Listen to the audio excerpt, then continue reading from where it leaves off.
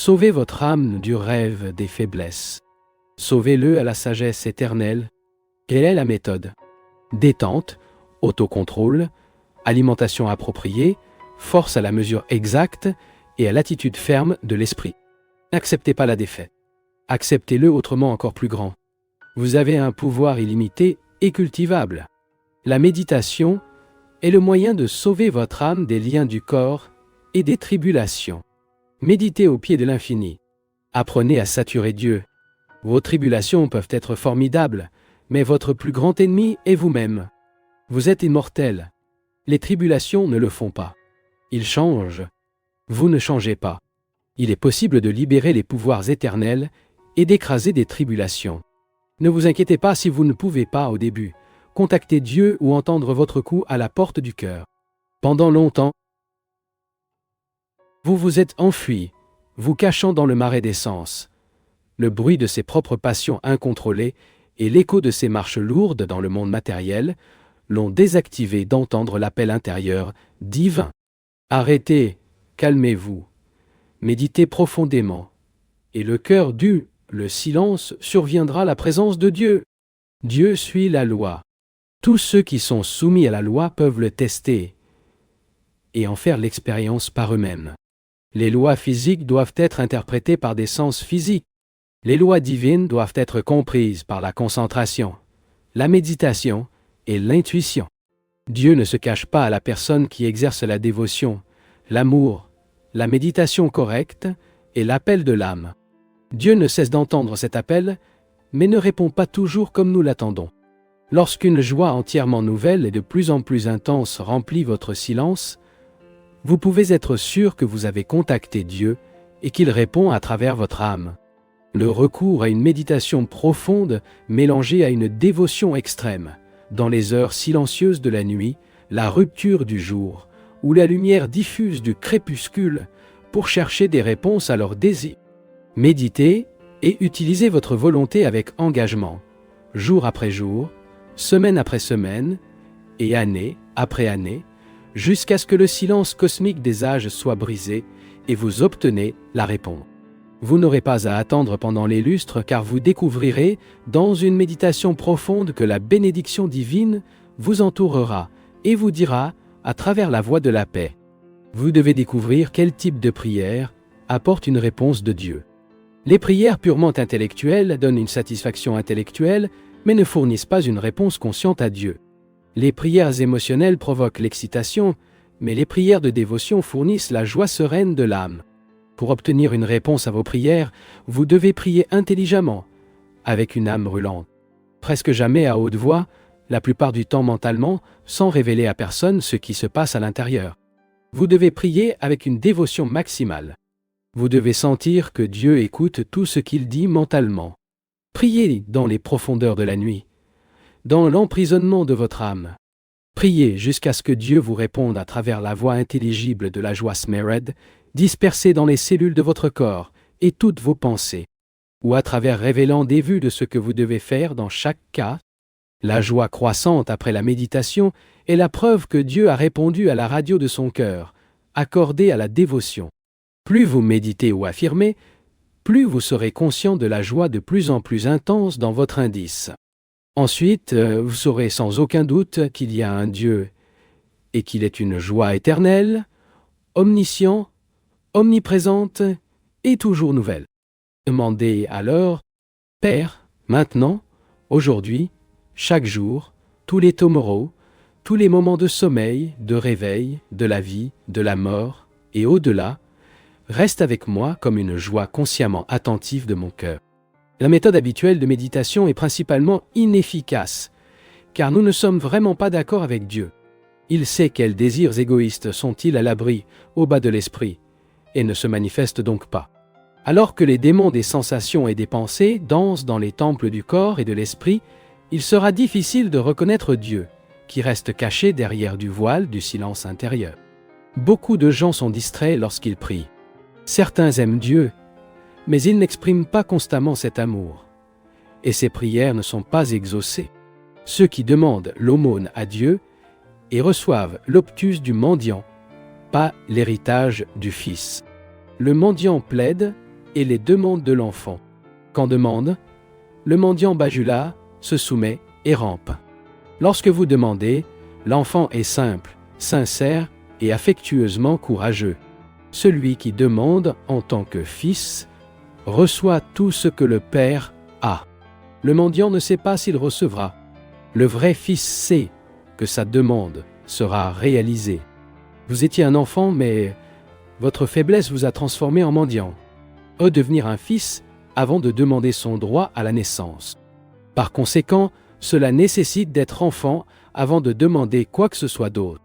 Établissez d'abord votre identité avec Dieu, comme Jésus l'a fait, comprenant dans la joie de la méditation que mon Père et moi en sommes un. Ne vous demandez pas comme un mendiant, mais ajoutez votre âme éloignée par l'ignorance avec Dieu, restant constamment identifié avec la bénédiction, toujours en vous. Après avoir repris son joyeux contact avec Dieu, Benson, il peut demander mentalement la santé, la prospérité ou la sagesse. Ne vous découragez pas en raison de la maladie, de la pauvreté ou de la faiblesse morale.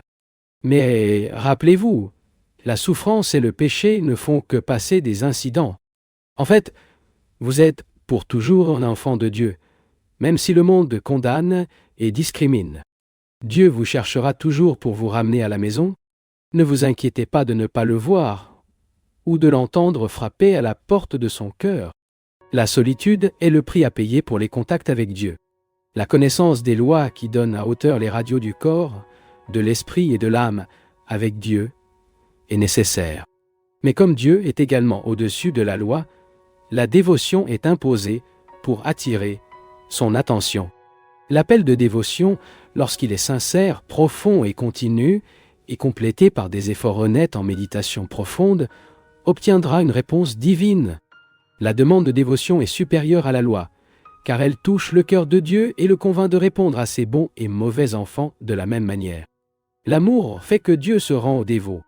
Ne soyez pas comme l'enfant qui arrête de pleurer lorsque votre mère vous donne un jouet, mais pleurez tout le temps, comme un bébé sournois, jetant toutes les graisses et les jouets de nom, de renommée, de puissance et de possession, afin de déplacer le cœur de la Mère divine.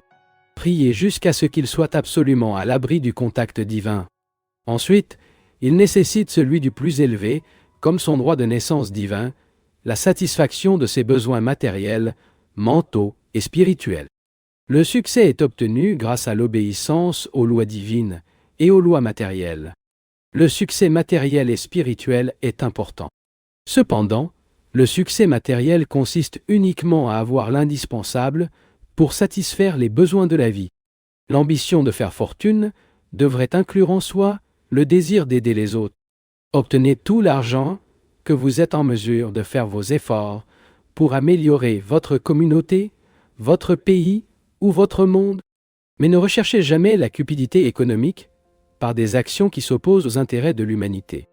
Il y a des lois subconscientes, conscientes et supracléniques pour réussir dans le plan matériel, ainsi que pour surmonter toute l'attitude mentale de l'échec. En répétant les déclarations intensément et concentrées dès qu'elle se réveille le matin, comme immédiatement avant le coucher, la loi subconsciente du succès s'applique. Chaque fois que vous souhaitez obtenir un objectif correct, vous laissez chaque idée d'échec. Ayez confiance que, en tant qu'enfants de Dieu, nous avons accès à tout ce qui appartient au Seigneur. L'ignorance de cette loi et le manque de foi en lui ont privé l'homme de son héritage immortel. Afin d'utiliser les ressources de la providence divine, elle doit détruire les graines subconscientes de leurs mauvaises pensées par la répétition constante des déclarations imprégnées de confiance infinie. Pour mettre en service la loi consciente du succès, vous devez planifier et agir intelligemment, ressentant tout le temps que c'est Dieu qui vous aide, à la fois dans l'élaboration de vos plans et dans vos efforts continus et laborieux. La loi supraconsciente du succès est en fonction de la prière et de la compréhension de la toute-puissance de Dieu. Il ne s'agit pas d'interrompre vos efforts conscients, mais cela ne dépend pas exclusivement de vos propres compétences naturelles, mais que vous demandez une aide divine dans tout ce que vous apprécierez. Lorsque ces méthodes conscientes, subconscient et supraconstant se combinent, le succès est sûr. Non, il importe combien de fois échouer, essayez une fois de plus. Affirmation pour le succès matériel. Tu es mon Père, réussi et plein de satisfaction. Je suis votre fils, plein de succès et plein de satisfaction. Toutes les richesses de cette terre, toutes les richesses de l'univers vous appartiennent. Je suis ton fils. Les richesses de la terre et de l'univers m'appartiennent. Elles sont à moi. Elles m'appartiennent. Elles sont à moi. Il a cultivé des pensées de pauvreté, et croyait à tort qu'il était pauvre et mal vécu. Mais je suis retourné chez moi aujourd'hui, et votre conscience m'a accumulé de fortune et de richesses. Je réussis, j'ai des richesses. Tu es mon trésor, et je suis riche. Riche. Tu es tout pour moi. Tous. Tu es à moi. J'ai tout. J'ai de la chance. Je suis riche. J'ai tout. Comme toi. J'ai tout. Tu es ma richesse et j'ai tout. Je sais que la puissance de Dieu est illimitée. Au fur et à mesure que je me suis fait de votre image, je suis également doté de la force de surmonter tous les obstacles. Le mien est le pouvoir créatif de l'esprit. L'intelligence infinie me guide et résoudra tout le problème. Dieu est ma propre banque divine de queues inépuisables. Je serai toujours riche car j'ai accès à Cosmic Providence. Je vais avancer avec une foi parfaite, confiant dans le pouvoir du bien omniprésent qui m'accordera quand vous aurez besoin, au moment où vous en avez besoin. Le soleil de la prospérité divine traverse le ciel sombre de mes limites. Je suis un enfant de Dieu, tout le vôtre est à moi. Le succès spirituel réside dans la capacité de régler ou de harmonie consciemment avec l'esprit cosmique, ainsi que de la capacité de conserver la sérénité et de l'équilibre en toutes circonstances, y compris des antifacts irrémédiables, tels que la diminution des êtres ou des êtres chers ou d'autres pertes similaires. Il ne devrait pas être attristé lorsque la loi de la nature vous sépare de ceux à qui vous aimez. Ou plutôt, je devrais humblement remercier Dieu de vous avoir acquis pendant un certain temps le privilège d'aimer, de servir et de prendre soin d'un de vos enfants. Pour atteindre succès spirituel, nous devons comprendre les mystères de la vie et valider avec joie et valider toutes les circonstances. Conscient que les événements se développent selon un beau plan divin, la connaissance est le seul moyen de remédier au mal de l'ignorance.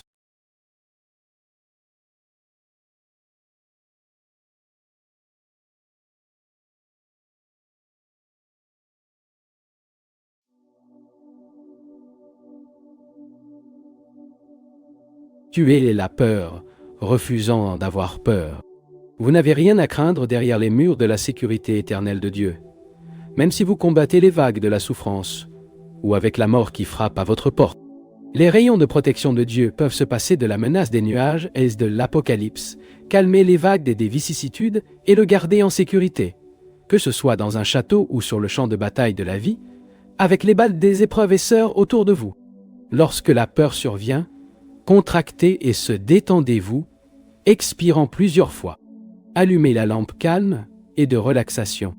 Laissez votre mécanisme mental éveillé et frissonner avec la vibration de la volonté.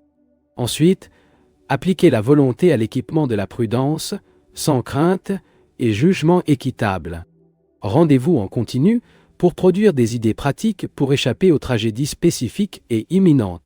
L'indulgence mentale, avec la peur, crée l'habitude subconsciente de la peur. Ainsi, quand quelque chose qui dérange la routine se produit, l'habitude subconsciente de la peur impose, élargit l'objet de la peur et paralyse la faculté de réaction mentale consciente. Une fois que vous avez été créé l'image et la ressemblance de Dieu, il a tous ses pouvoirs et potentialités. Il est faux de penser que vos essais sont supérieurs à votre divinité. N'oubliez pas que peu importe ces épreuves, vous êtes plus fort qu'eux. Dieu ne vous permettra pas de faire face à quelque chose au-dessus de votre force. La peur ne doit pas produire d'inertie mentale, de paralysie ou de remise. Cela devrait, oui, l'encourager à calmer des activités prudentes et à éviter à la fois l'insouciance et la timidité. Mettez la peur de vous, en vous concentrant intensément sur le courage et en transférant votre conscience à une paix intérieure absolue. Vivez avec des personnes saines et prospères qui ne font ni maladie ni échec. Peu importe à quel point vous êtes occupé, essayez de prendre le temps de nettoyer complètement votre esprit des inquiétudes et des obligations. Envoyez-les loin de l'esprit. N'oubliez pas, vous n'étiez pas fait pour ils. Ils ont été faits par vous.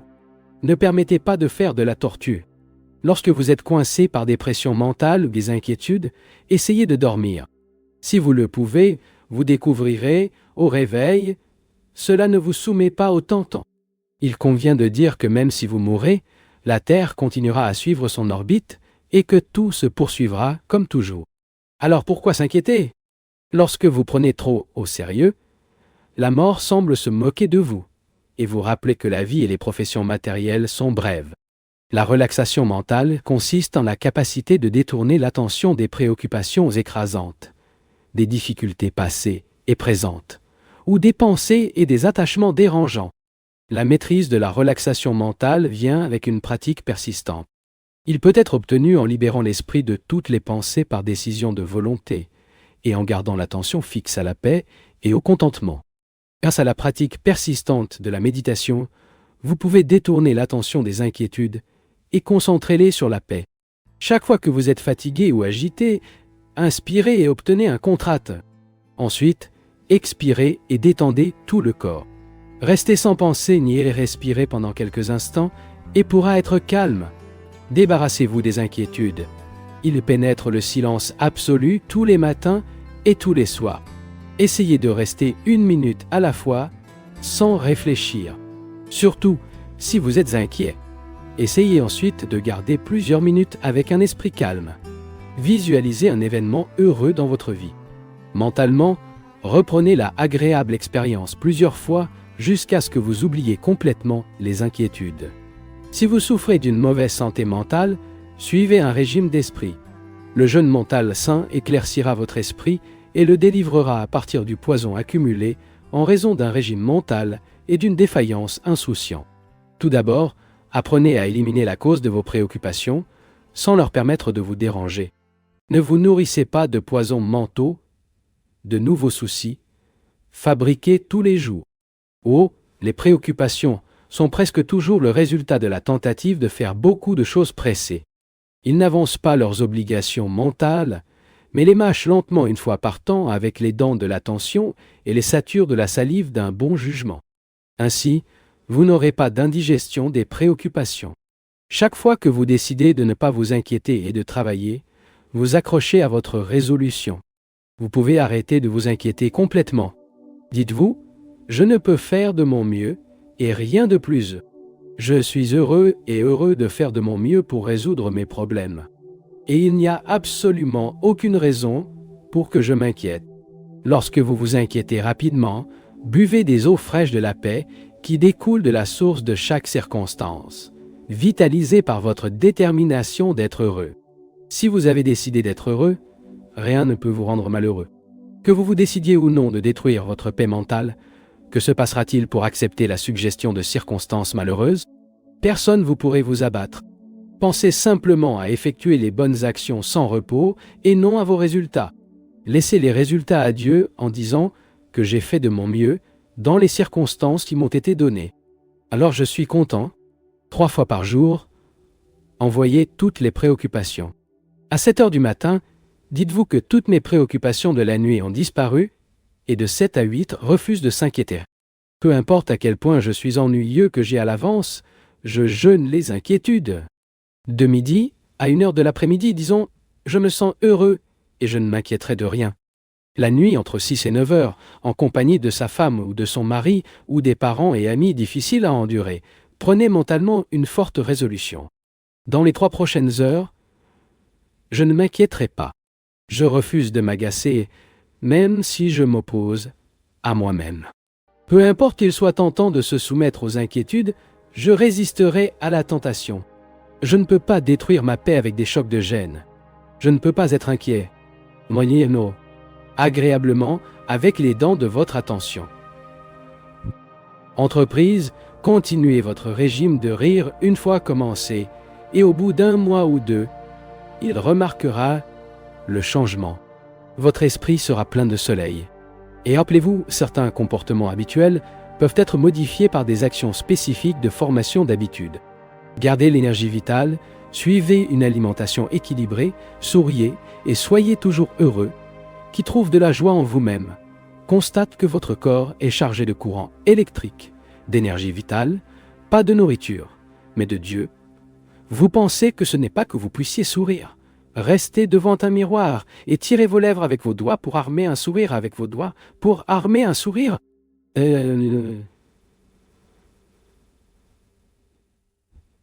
C'est très important. Les méthodes de guérison que j'ai mentionnées brièvement, concernant la nourriture et la clairance du corps par le jeûne et les herbes, sont d'une efficacité limitée. Mais quand une personne est heureuse intérieurement, elle attire l'aide de la puissance inépuisable de Dieu. Je parle de joie sincère, pas celui que vous faites preuve sans vous sentir intérieurement. Lorsque la joie est sincère, vous serez millionnaire de sourires. Un vrai sourire distribue le courant cosmique, prana, à toutes les cellules du corps. L'homme heureux est moins sujet à la maladie.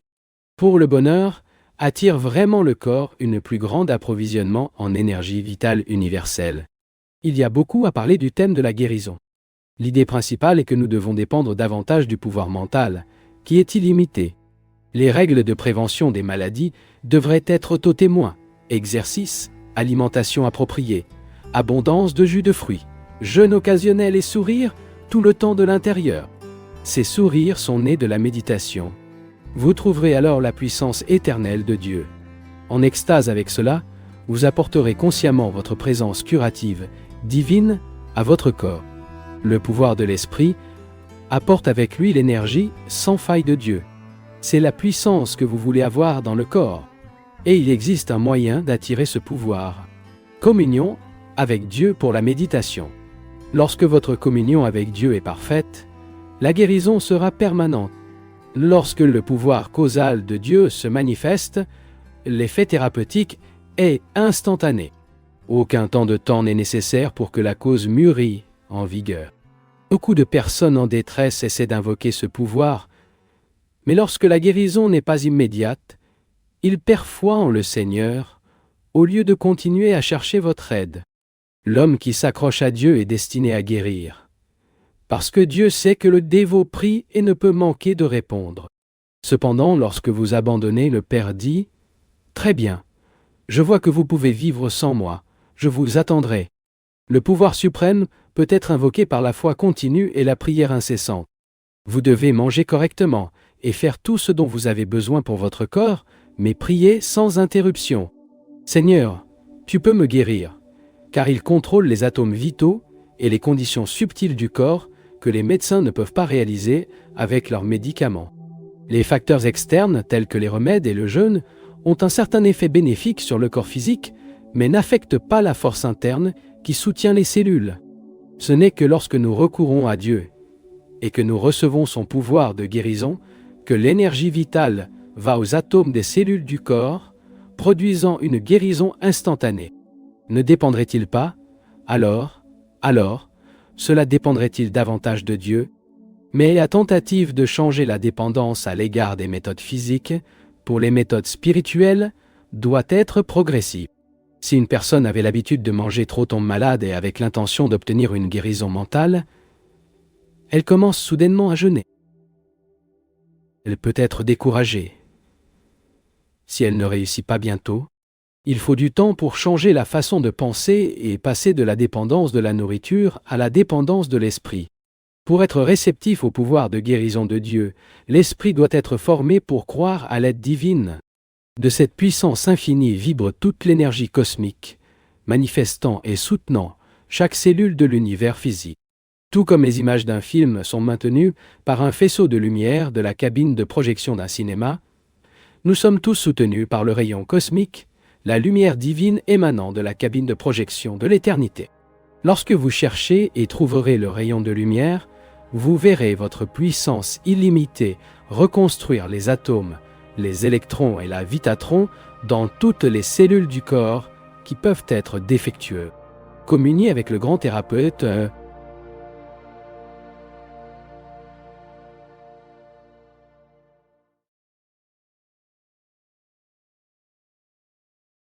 Tu es allé jusqu'au bout, et ce n'est pas seulement regarder une vidéo.